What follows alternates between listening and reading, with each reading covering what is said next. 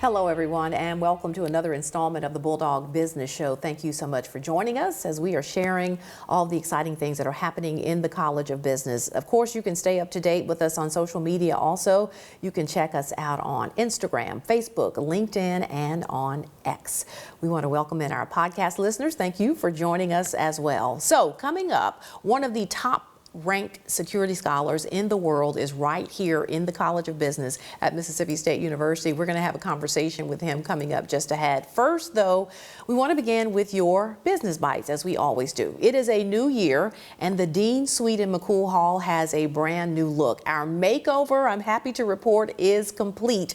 So this all began back in January with a demo, and after many, many months, it was move-in ready. The newly renovated space includes some touch-ups and improvements in some areas there, and an added addition that added some extra office space for our development team and this comfy reception area that you see. We are most excited, though, about the new video boards that greet you when you come into the Dean Suite. One of them is an interactive touchscreen, and it's full of great information that you can find out about the College of Business. So when you're on campus, please stop by McCool Hall for a quick tour of our updated home. We love every bit of it. Now, our Center for Entrepreneurship is giving students with business ideas a place to live and learn together through a partnership with Housing and Residence Life. The E-Center launched the Entrepreneurship Learning Community this semester. The E-Center hosted a luncheon for the 10 students and their roommates in the atrium of the McCool Hall. So their learning community is in Davenport Hall. That's where they're all staying together on the same hall. They're looking forward to a year full of big ideas, collaboration, and a lot of Bulldog innovation. So we can't wait to see what this group of students comes up with. Now to our guest today. Dr. Merrill Warkentin is the James J. Rouse Endowed Professor of Information Systems, but he is so much more than that, a lot more than that. He is a leader in his field of research. Dr. Warkentin was named a distinguished scientist by the Association for Computing Machinery, the oldest and largest professional society for the computing sciences. He's listed among the top 100 global MIS scholars, that's the top 2%, in an analysis of over 8,000 cybersecurity research publications over the last 25 years. Dr. Warkentin's research was found to be second among all global scholars in its impact. I'm so glad to have him joining us today. Dr. Warkentin, thank you so much for being here. Thank you.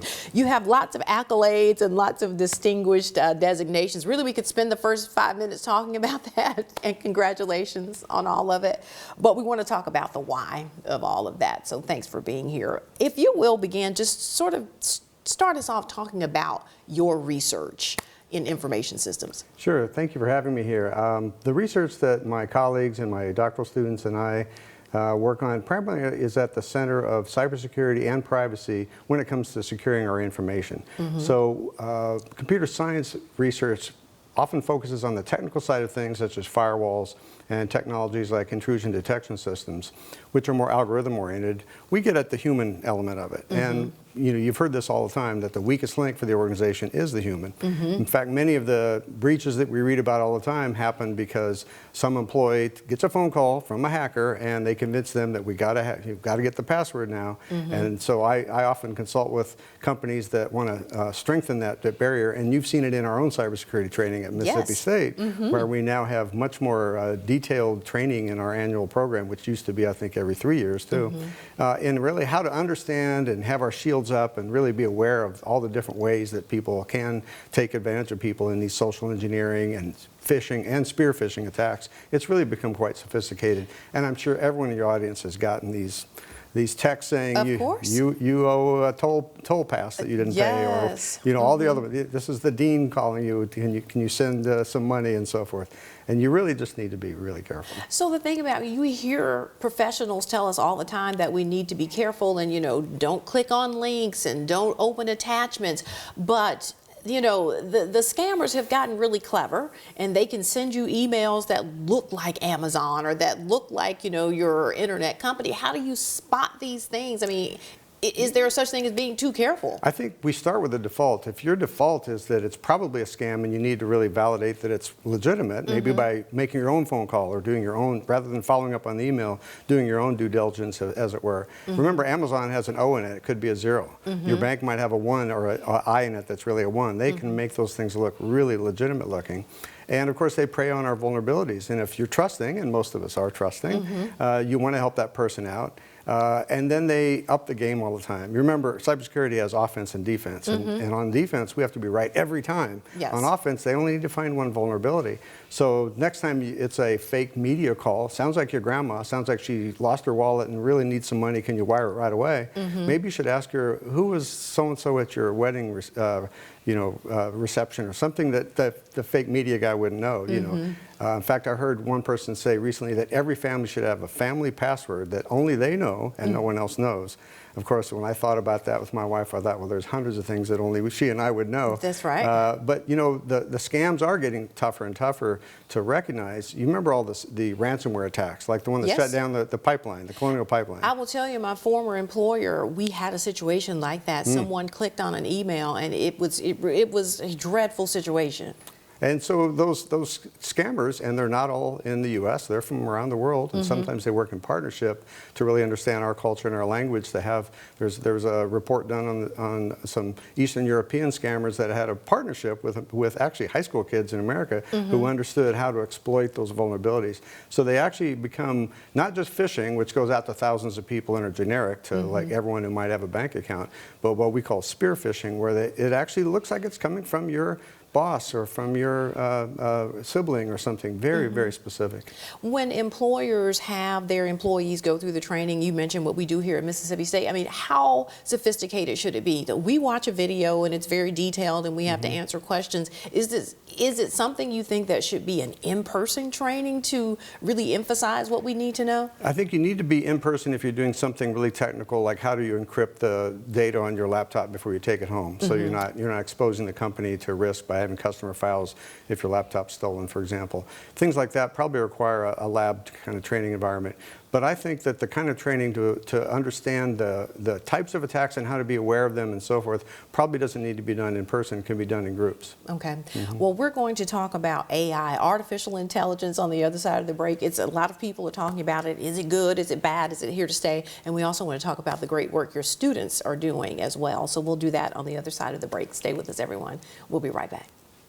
Mississippi State University's College of Business creates connections that can change lives, with more than $2 million available in scholarships next year. Take advantage of the top research institution in the state. Professors have practical experience in their field, and students have the opportunity to work on live projects with partner companies. Earn your MBA online in as few as 10 courses from U.S. News & World Report's Top 100 program. Give your business career a head start. Visit business.msstate.edu to learn more. All right, we're back, everyone. We're here talking with Dr. Merrill Warkentin, talking about information systems, cybersecurity, and all the great research that he is doing here in the College of Business. So let's talk about one of the important reasons you're here. You do a lot of great research, but you also work with students who are in the master's program. And one of the things they do are capstone projects that really immerses them in real-world experiences. Yeah, Andrea, I know you have a passion for this as well, and it's really exciting to be able to work with these young people who learn how to apply what they learn in the classroom about database, about telecommunications, about security and other things with companies and other organizations here in the Mid-South, and specifically a lot of times here in Starkville and Columbus. We've had projects where we go to Philadelphia, Mississippi, and Jackson and other places as well. We did a project a couple of years ago for an Air Force base in Afghanistan. So they're very different. Every single one is a learning experience for me as well as for the students. And the great thing to note here is that you all are actually taking a problem of a company and helping them find a solution to something that's involving information technology. That's right. It's a semester-long project where we meet with the clients at the beginning of the semester. All the students and me, I'm there to help facilitate things. Inevitably, I ask a a lot of the questions myself. And then we sort of drill down. Sometimes the problems start out really fuzzy, and we need to sort of structure exactly what the needs are. Sometimes they have a very specific need. Sometimes it's more technical. Sometimes it's more of a policy or administrative or training or something else. Like I said, we've done this in that capstone class and in a systems analysis class I taught for 21 years with now, probably 200 companies in Mississippi. So it's really fun, very rewarding, and I view it as a win-win to a person. Everyone who's involved said they really learned a lot. That's the experience that the students get is just you can't really and they put it a on price the on resume, that. of course. Of course they do. They do. Let's talk. We got to turn this conversation. I don't want us to run out of time to talk about artificial intelligence, which is showing up. What do you want to know? It's showing up everywhere. We're having to be cautious about it with our students here on campus and all the things that it will allow us to do. But there are reasons to be cautious. Yes. There are. I'm really excited about the opportunity, and I use it myself directly every day in both my professional work and in my personal life. How do you use AI? So in my professional work, there are many tools now for academic researchers who are writing research manuscripts for academic scholarly journals that help you do sort of fact checking. We've all heard about hallucinations, and there are ways of improving your writing. And, even, for example, I'm a native English speaker, and I think I write well. Some of our students, our doctoral students and other faculty, don't have English as a first language. It's a way to help them improve the impact, the framing, the phrasing of their writing. But there's other ways as well that we won't go into. In my other professional work, it just helps me get organized. There's so many things you can do. It's such a time saver. The key for a lot of people is learning that it's not a Google search. And I've had people say, well, I just typed in those words. You have to really contextualize what you want. Right. You have to say, I'll give you an example, I'm a pilot, so I'll tell them what my rating is and what my specific needs are and ask the questions very specific. It's a paragraph or two. And you could even say, write like you're writing to a 12th grader, or write in the style of Hemingway. You can really be very specific, and then you get much better results. I just did one this morning. I wrote like a 5-page report that's going to save me a lot of time. I went to a digital marketing boot camp of sorts a couple of weeks ago, and there was a section on AI, and that was really the main point that they drove home, is that it is a time saver. So I'm an English major, and I'm a journalist, my former profession. So everything that I've done has been about authenticity and about, your work. Right. So it sort of felt like cheating to me using AI. But what she sort of drove home, it saves time. There's a lot of discussion in academia, is it cheating? I've read dozens of articles about that just in the last 6 months. And policies at I'm on the university's AI committee, and we're dealing with this. And one of the things that you said, you have an English background. I don't write creative. When I've used AI to write creative, I'm going, wow, did I write that? Now that felt like cheating, because that's not my writing style. But that's what AI can do for you. And like, people use it in all kinds of ways that I see all the time that I'm really amazed with. Now, there are concerns. One of the concerns people I've heard about is, will I lose my job? And I want to say that, and I don't know who said this first, because I've heard it attributed to multiple people, but it said that you will not lose your job to AI. You'll lose it to somebody who knows how to use AI better than you will. So I really encourage all the viewers to pay attention to all of the rich, free literature out there on how to really improve your use of the tools. I would say just give it a try, and you'll see how much easier it makes things for you. We could go on and on. We've run out of time. We're under a minute. Thank you so much for being here. Thank you for having the me. wonderful work you're doing for Mississippi State. You are a wonderful representative of the College of Business. Thank you appreciate very much. All right. So before we go, as always, we have to remind you about joining Club 1915.